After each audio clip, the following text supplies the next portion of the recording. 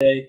But yeah, so all right, we're live on YouTube, Twitter, Twitch, all over the place. So what's going on, guys? This is Luis Acevedo. I am the host of the Honest Hour. I have a good episode for you guys today. It's going to be pretty interesting, something that I'm sure you guys had no clue about, and we're going to go into it in depth. I mean, we can probably do multiple shows on this one topic here. So we only have one topic to cover today, and it's a really good one. So yeah. Anyway, so this past weekend I was not feeling well, and so we did not do the MOT Today show on Sunday, and that is why I did not do a live stream for the Honest Hour on Friday either, because I was not feeling well. But I am feeling much better now, pretty much 100%. So we're back at it. There's a lot going on in the news today. One of the things that's not on the topics of discussion, because there's only one main topic. So the topic that we're going to be covering today has to do with the Davos elites. So the political and business leaders gathered recently and talked about ways they will invest in psychedelics and trying to bring that to the mainstream. That's going to be the topic today, and a lot of people may think that that's a good thing. In some ways, it is, but in a lot of ways, it isn't, because it's going to be used against us in a huge way. And I want to go into that, but I'm going to give it a little bit first before we jump into that topic. So something else that I wanted to sort of postulate with you guys, just theorize, whatever with you guys, is this topic here, and that is NATO is doing drills near the Russian border. Now, this isn't necessarily anything new. They've done this before. However, circumstances are different, being that there's an alleged war in Ukraine. And the reason there's the war in Ukraine is because of the fact that Ukraine wanted to join NATO. Russia didn't want them to join NATO. And then there's also the history of the eastern half of, I think it's the eastern half of Ukraine, or western half, whatever, one half of Ukraine that Russia has stated has been under attack, whatever. There's a bunch of false narratives around there. Anyway, so circumstances are different in that regard, that there's a war already heated up, right? So there's going to be other drills that take place near the border as well in the summertime. And so what I got to thinking was that this seems to be a perfect breeding ground for a false flag event to take place that would spark World War III. That's what I was thinking. I don't know what you guys think about that. I know that I don't really have much evidence to go behind it, but just considering the fact that there's multiple nations from around the world there training, the United States being one of them, Canada, the UK. So you have a lot of the big Western powers over there participating in these drills. And so it would make sense to me that a false flag event would take place there, just like when you saw the UN chief visiting Ukraine. Allegedly, there were missiles fired at the capital where the Ukrainian president and the UN chief were just at, from Russia, allegedly, right? And so that sparked a lot of concern and a lot of wonder, like a lot of people were wondering, whoa, what the hell is going to happen next? And so when I saw that today, I immediately thought that it could be a way to usher in a false event that draws more countries into war. Now, I don't necessarily think that, like, the United States or a lot of the Western powers will invade Russia. I think what's more likely is we'll just send people in Ukraine to fight Russia. That's what I think would happen. But I don't know. I mean, we'll see, because there's a lot that has happened that a lot of people haven't been able to predict. And so it's going to be very interesting. And I think that we're gonna experienced some trying times, um, simply because of the sanctions. I mean, they're not working out the way that we want them to. The ruble's stronger than before the war. Russia's economy stronger than before the war. The oil prices are skyrocketing. Russia's benefiting, and other countries are not. Other countries are suffering. I mean, like a lot of European countries are now opening up bank accounts, two bank accounts actually. With, I believe you pronounce their name. It's Gazprom. I'm not sure, but it's one of the biggest. All right, it's one of the biggest. Well, Russia moving the border isn't good news. Yeah, so it is one of the biggest Russian corporations for oil, and so the way that they structured it is so that these countries would pay with their foreign currency, and then it immediately gets converted into rubles. So they're not actually paying with rubles, but I mean, all their currency is getting converted into rubles. And we already know that Russia has backed their currency with actual commodities like gold, oil. So that has already made their currency stronger than our backed by nothing fiat currency, aside from the strength and power of our government, the United States government, which is getting weaker and weaker. It's not getting stronger. We are living in a fallen empire. I mean, we are witnessing the fall of an empire as we live. It's not going to happen fast. It's a gradual process. And those who are very in tune and are aware of what's taking place notice that we are fallen and are trying to do things to combat that. And I think one of the best things that people can do to prepare is to localize supply chains as best as you can. That's something that I talk about religiously here on MOT, and so do other people on the MOT platform. But yeah, localizing your supply chains is a huge thing. U.S. corporations doing great in Asia. I don't know. Yeah, I'm not too sure. I know that a lot of the Chinese ports are shut down. I know that isn't all of Asia. U.S. corporations divorced USA. All right, I don't know. I don't know. Maybe. I'm not exactly sure what you mean by that. Is it because of our tax code? Is it because what exactly? Like, what do you mean? I don't know exactly what you mean by that. Like, they're just totally done with the USA, but then you're 100% right. Okay. Yeah. All right. So, okay. But so yeah, with Russia, their economy is getting stronger, and you also see that India is becoming one of the biggest purchasers of Russian oil, and China is just gobbling up all the oil deals that the Western countries left on the table because of standing in solidarity with Ukraine. It's the fall of the United States and Western powers. Yes, it is.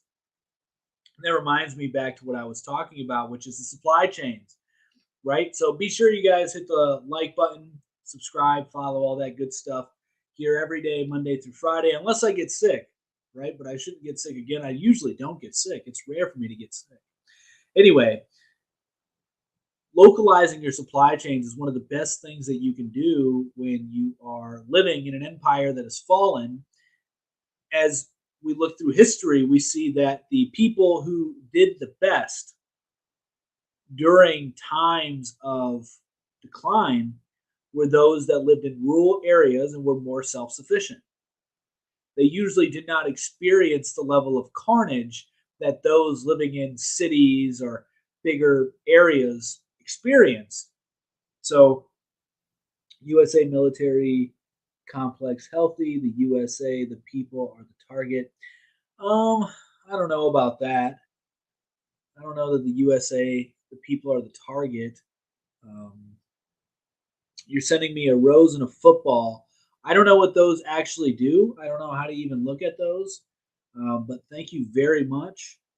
I appreciate that. And it's really funny that here it shows a soccer as a football, but probably most of us are from the United States, and so when we think of football, it is um, it's an actual football, like what we think football, not a soccer ball. And it's also funny that we call football when we don't really use our feet at all, right? Just a soccer ball. Yeah, I don't know what that means, but thank you very much for the soccer ball. I'll accept the rose too. I mean, the rose is cool. Um, I don't know. I mean, I can't like smell it or hold it or anything, and I can't kick the digital soccer ball that you gave me or football, whatever.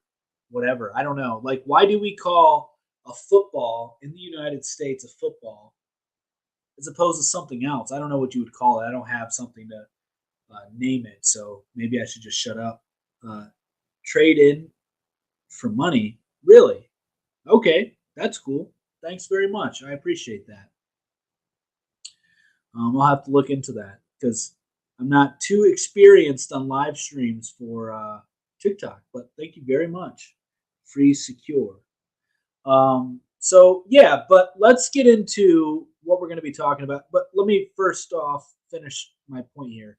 That was localize your supply chains, and you can start doing that very simply by um, finding a local farmer you can help, and um, however you can, which is like helping out a local farmer. That's something I do personally. I volunteer at I don't know if it's necessarily considered volunteering, but I help at a farm near us. In exchange, we get 2 gallons of, raw milk. We also get some other stuff occasionally, like meat, butters, all that good stuff. So that's one thing that you could do. The other thing that you can do if you have land or the desire to do so is make a garden if you want. Raise some chicken, raise some livestock. That's also a really good option. But even just taking little things into your own hand, whether it be trying to fix things around your house more instead of being dependent on other people, doing your own haircuts, little things, any things that you can do to become more dependent or more independent is better. USA has so many factories that are not operational this current time that is collecting dust. I think that the manufacturing sector is going to be a huge. It's going to have a huge boom, and I think the people who have the money or the know-how, because I think you'll be able to use 3D printers to somewhat replace or create a startup manufacturing company until you can build it on an industrial scale. But I think manufacturing is the way to go. If you have the ability to do so, manufacturing, U.S. importing labor, exporting. Yeah, exactly. I mean, we're so unproductive. This is so true. Uh, and the exporting of manufacturing is making everything go up, and now it's costing people a lot because the supply chains. Everybody's dependent on supply chains. Hence, why you have to localize your supply chains. This is like a huge thing that I feel people need to be made aware of is the fact that what Free Secure just said, we are sending out our manufacturers and then we're bringing in people to do the work that nobody really wants to do, which it's not really true. I take that back. That is that's a propaganda line promoted by conservatives. I actually think that a lot of people want to work and they want to work hard and they want to do well by their family. I think it's a myth to say that people don't want to work these days. That's a lie. And a lot of the things that you're not seeing that aren't reflected on the job reports, in my opinion, I think are true. I have to do a little more research on this, but I'm pretty sure what I'm about to say is 100% accurate. That is, people are into cryptocurrency markets and metaverse markets, Web3 things that are not registered as like a regular job, and that's not showing on the job report. So are like DAOs And so I think a lot of people are actually working and making a lot of money, but it's just not being reflected because of this new economy that's being built that nobody seems to really be noticing, especially in the mainstream. There's this parallel economy that's being constructed at the moment, and a lot more people are working as far as that goes. I mean, take this for instance. I mean, what we're doing here at MOT, you know, this is essentially a startup and we're doing it bare bones, but we're working every day, right? You know, we make a little bit of money from TikTok, not much. We have another account that's much bigger than this one where we took a little break. The masters hate crypto. That's what they say. That's what they say. I don't know that they necessarily hate crypto because there's a lot that they can benefit from crypto. I think that it's easier to track an individual using crypto, you know, um, than it is the dollar. I think the dollar is a more secure way to do transactions than cryptocurrencies. I love cryptocurrency, by the way. I'm a big advocate of cryptocurrencies. I think that um, everybody, in my opinion, this is my opinion and not financial advice, I would ignore the stock markets and just pay attention to what's going on in crypto because the gains in crypto are superior to those in the stock market. It is ridiculous. And the biggest thing that I feel people have an issue in when it comes to crypto is they want to trade, they want to make money fast, right? But the best thing you can do in crypto and the best thing you can do in the stock market is hold. Is hold. Find a good asset and just hold it. I mean, if you held Bitcoin from the time it was a penny to its all-time high, and you had a few of them, you'd be well off, as opposed to trying to day trade your way to being financially free, which is not possible. I mean, it is possible technically, but it's very, very, very unlikely. And most people are not going to be successful doing that. They're just not. That's the truth. Have built crypto bots? No, no, I have not. I have not. I'm not technical like that. You know, I've tried to learn to code, but it's just not really my thing. My mind doesn't work that way. Although we are working on a project here at MOT to try and revolutionize what is going on in journalism. What do you think about the Great Replacement? 100% real. I don't know why it's even debatable. I don't know why market reach a bottom yet, in your opinion. All right, so I'll answer that one too. I'm not a financial advisor, first off, uh, but in my opinion, no, I do not. I think that Bitcoin will probably reach somewhere near $11,000, and that's probably where the bottom will be in. That's just off of historical patterns, right? Because Bitcoin typically drops 85%. And so if its high was like at 67,000, then its low is going to be right around 11,000. And so Ethereum is going to be a few $100. I think that's when you'll see the low. I think we've been in a bear market now for probably like a year, I think. Um, but I don't think that the bottom's in. I don't think the bottom's in at all. Um, I think we're going to see a lot more blood, but I could be wrong. Who knows? But I definitely think that it's not dead. That we're going to see a huge pump. Some I built $10 a bot. Language by it. Okay, nice. All right. Yeah, so I don't think the bottom's in as far as the great replacement. Yeah, it's 100% real. If you just look at the fact that most Americans, like most actual Americans, aren't having children. They're not. Like our birth rate has fallen below the threshold to keep a culture alive in perpetuity. Like it just can't happen. Like you need to have, I think, like 2.5 children to sustain a society, to sustain a culture and a population. We're well below that. And so, in order to counterbalance that, what has to take place? Immigration. And now, the immigrants that are coming in here, they're producing like crazy. They're far exceeding the Americans. And most Americans are Caucasian. You're of European descent.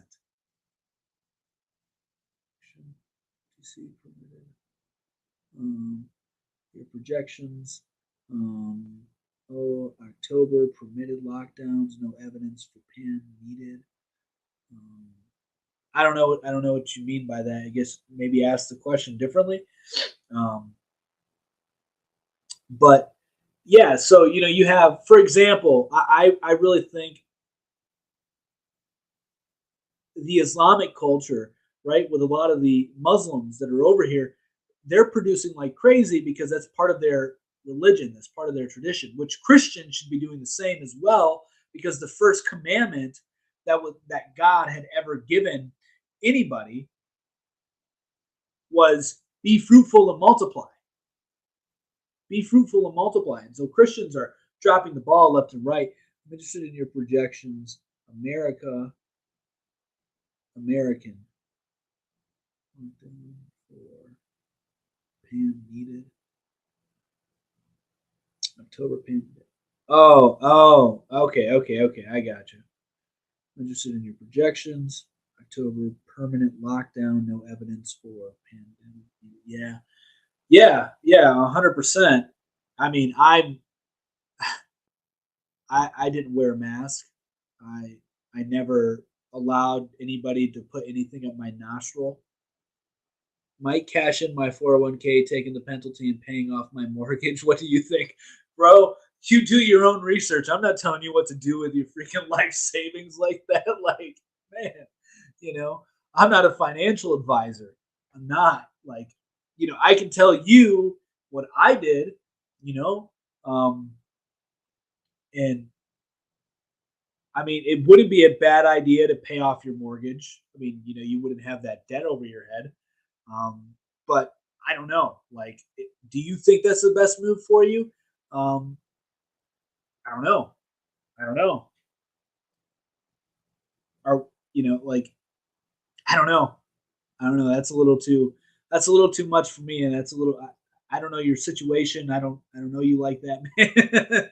Like, I don't know what if that's what you feel is best for you. I mean, I'm all about having like no consumer debt, and I consider a mortgage to be more so a consumer debt because I mean, yeah, you can build up equity on it, but ultimately it's a liability, right?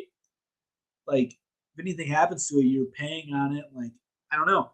I don't know. Maybe it'd be better to just rent out your house. I don't know. And then take out your 401k and put it in crypto. I don't know though. I don't know. I'm not a financial advisor. I'm not trying to tell you what to do with your 401k, which is what most people consider their life savings. Okay. They're offering universal pay, paying off at all your debts, but they own everything of theirs. Your own. They're planning to buy all your debts. Um, yeah. Well, I have a interesting perspective on that. You already don't own anything. I don't think that anybody owns anything ever because our time here is temporal, and like you already don't own it. Like you just don't. Like you are in possession of it while you're here, and you are claiming it and defending it, but you don't actually own it. You can't own anything physical, in my opinion.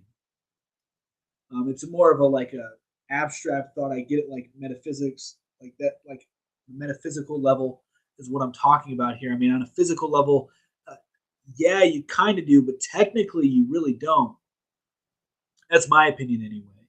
As far as the Great Reset goes, there's been many of great resets in the past.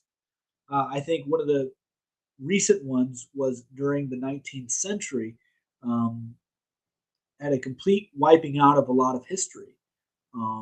The World Fairs, you look into that stuff. Um, Tartarians, look into that stuff a little bit. Like there's been great resets before. It's nothing new, and I think there's a lot of opportunity in times like these. A lot of opportunity to build up financial wealth, generational wealth, to start a business. There's just so many opportunities. There's so many opportunities to build strong communities, to build strong families, which Anyway, talking about the Great Reset, the topic here that we are all gathered for is the fact that there's a psychedelic shaman that met with some Davos leaders and talking about the use case of really history erased too. 100%, 100%. Look into it. I mean, look into the Tartarians. Um, there's so much hidden. I mean, there's really interesting theories about America here that, for instance, I just heard a very interesting theory the other day that the Native Americans that we call Native Americans were, first off, they weren't coherent as a group, as an actual like people, because there were white ones, there were brown ones, there were black ones, there were a bunch of variations of color, and cultures and customs and things of that kind, right? So the Indians were a bunch. There were a bunch of variety, a bunch of them all over America. And so a theory that I recently heard is that the Indians were the remnants of a once thriving cosmopolitan nation, empire, whatever, in where the United States is currently at. And so when it started to collapse, they were the ones that broke off and went into the woods to survive on their own. And then we get the stories that were told about the Native Americans later on. Um, but that's a theory that I've recently heard. I haven't done much research on myself, but it is very interesting. French came to America 40,000 years ago. Yeah, exactly. I mean, yeah, it's crazy. Alexander the Great had a bunch of his men come to the Americas. Vikings had come to the Americas. African kings had come to the Americas. So this isn't this wasn't undiscovered land before Columbus. It wasn't undiscovered land before the Native Americans, whoever the hell they were. Um, so yeah, there's a lot that's been erased throughout history. There's some people who think that there's 1,000 years that have been erased from our history. Who knows? We can't really, you can't really know. I mean, these are things that you kind of have to believe, get a little intuition, do your research on. But there's a lot of interesting things out there when it comes to history. That's actually what I majored in college. I didn't graduate because yeah, it's a whole other story. Australian Aboriginals were wiped out by the current Native Americans. I don't know, maybe. But anyway, so the Davos elite are looking into getting into psychedelics in the USA. Gotcha, gotcha. Okay, okay, gotcha. That makes more sense. So let's see. But this year's, so this is the article. This is a quote from the article. It says, but this year's gathering of government leaders and corporate executives will have access to a, quote, medical psychedelic house of Davos, unquote, program with almost 40 sessions and speakers, including researchers, entrepreneurs, investors, and some who consider themselves shamans. While not part of the core of Davos' agenda, which doesn't permit commercial activity, the program has a space on the town's main promenade. I'm not sure how you pronounce that word, which traditionally showcases Fortune 500 companies to the conference's attendees. So probably like, hey, you get first looks at what we're going to promote here, or why you want to invest, all this stuff. And so psychedelics are coming to the forefront of that. And I really, really think the reason we are seeing this shift to psychedelics is because of this. And I have to do a little more thinking on this. But everybody is starting to hate big pharma. And the people in power know that. And so what do we see popping up everywhere now? Alternatives to the mainstream Western medicine, right? Whether it be trying to go total, body healing, like Eastern Chinese healing type stuff, to Well, let's actually try some of these more natural drugs. Like, I don't know what I can say on here, but like the WEED, maybe. I don't know, because we try to do a video on the decriminalization of that particular drug on TikTok, and we got flagged for it on our other channel, which is why we're not doing any lives on our other channel. We're really posting on it where we have like 40,000 followers. So that's why we're building up this one. Anyway, so um, in CBD, right? So you're seeing all these alternatives pop up. And I think it has a lot to do with the fact that people are really hating on the big pharma. They're getting more suspicious.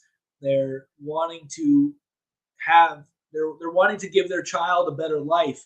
They're wanting to give themselves better options, healthier options. They don't want to be addicted to drugs. They don't want to take pills. They've seen their grandparents take it. They've seen their parents taking it currently, and they see how it doesn't really help. There's no real remedy solution to the problem. They're just band-aids, and they don't like the profiteering in that industry either. And they see how it corrupts doctors, hospitals, medical schools, etc., because a lot of money is in there. And so that is one big reason why I think we're seeing this shift into a more natural approach in our drug choice, in those, which isn't even necessarily true because LSD is a psychedelic and it's made in a lab, right? Shrooms, obviously, they're natural. Um, but then DMT, you have to make that as well. I mean, yeah, it is natural, but you can't just like extract it from nature and get the trip that you would get if you were to do DMT any other way. And I'm not promoting anybody do this stuff. I actually recommend nobody does it. I think it's very damaging, actually, and that's why they want people to go over to the psychedelic drugs, so that way. So that's one big reason why I think that. And so another reason is that a lot of people think that they're becoming spiritual. They're having these awakenings, right? We're living through this period called the Great Awakening. And a lot of people are seeing the corruption, which goes hand in hand with the pharmaceutical company, goes hand in hand with the food industry, which is why you have this movement towards veganism, which is completely and utterly harmful. It's harmful. I'm going to watch my language because the last time I even criticized veganism, I got blocked on here. It's harmful. It's extremely harmful. Anyway, so you have this great awakening taking place, right, on a spiritual level, and a lot of people aren't really having awakenings. They're just kind of like stirring a little bit in their sleep. And so you then have to like guide the sheeple in a way. And so one great way to guide these sheeple is going to be through the lenses of psychedelics. It's going to be like, oh, it's going to help your mental problems, right? It's going to help your health problems. And for some people, it will 100%. I am not rejecting the fact that psychedelics can be helpful for some individuals 100%. However, most of the time they're going to be abused, and a lot of people are going to be greatly damaged by it. One of the things that they're discovering right now when it comes to the, the good old Mary Jane is it is being linked to like Alzheimer's and dementia. And a lot of people don't want to accept that because they love it. They think it's good. They think that the government's been saying it's bad for years, but it's actually good. What game are you playing? I don't know what you mean. I'm being very, very serious. I don't play games. I'm a man. Games are for boys. Um, anyway, so the Mary Jane is not very good for you. It lowers your IQ over an extended period of usage. And I'm not saying like I'm not trying to be hypocritical either. Like I use it. I have used it in the past. I it's something that I do enjoy every once in a while. But as far as an everyday use, I think it's very harmful, and I don't even think people should use it every once in a while. It's not a good thing to use. It's a crutch. It's a vice. Um, let's prepare. Yeah, I mean the best way to prepare is localize your supply chain. I think that's the best way people can prepare and also have families. Like, get a wife, get a husband, make some babies, work together to make that family strong. Have a good belief system, have a good structure set up. So anyway, with these psychedelics, I think that excuse me, um, they're going to be used to trick people into thinking that they have these enlightenment moments, because a lot of times you'll hear people talking about, oh, I saw this entity while I was hallucinating on said drug. But how do you know that entity, first off, wasn't something very nefarious and evil? Two, it was just completely fake and just a figment of your imagination, something inside of you, like not even a real thing whatsoever, sort of like in dreams, right? Where you can only dream of things that you've seen, you've been around. So, how do you know it's not just something that's just manifesting within you, that's not actually real? It's not giving you any real insight, and you're just going crazy in that moment. How do you know that? How do you know that it's not that? Right? So, a lot of these people are going to be deceived into these false enlightenment moments, and then it's going to make them more dependent upon this system that provides them with these drugs, because they don't have to go outside of the system anymore. It's now in the system. And you then bring people back into the medical industrial complex. And eventually, what you're going to have is uh, it's going to be easier for people to just zone out on VR headsets all day, if they're being laced up with psychedelics. Like, dude, I think that things will get dark. I think that things will get very dark. And so I see there's some benefits to it, but I don't think that there's ultimately a good plan for it. I think it's to further enslavement and dependent upon the system. It just has to shift to what the people are focusing on now. That's what we're seeing, is a shift. And I think this is really major news that you won't hear from many other places, which is why we do what we do here at the Honest Hour at MOT. We try to do this all around. So that's what I think. I don't know. What do you guys think? Anybody want to add their 2 cents into that, or anything else that we covered, or any questions, or even want to hop on and join the live stream here? Feel free to send an invite or do a request, whatever that is, and we'll we'll go from there. Let's see here. In the meantime, I think, like, very cool. Yeah. All right. So yeah, guys. But if that's it, if nobody wants to jump on, that's cool. Um, I'm pretty much going to call it a night then. That's pretty much what I had to say on that topic. I hope you enjoyed it, and I will be back here tomorrow at 10 p.m. Eastern Standard Time. So be sure to follow on TikTok, subscribe on YouTube, subscribe on Twitch, all those places. Like, share, comment. Much love. Peace, guys.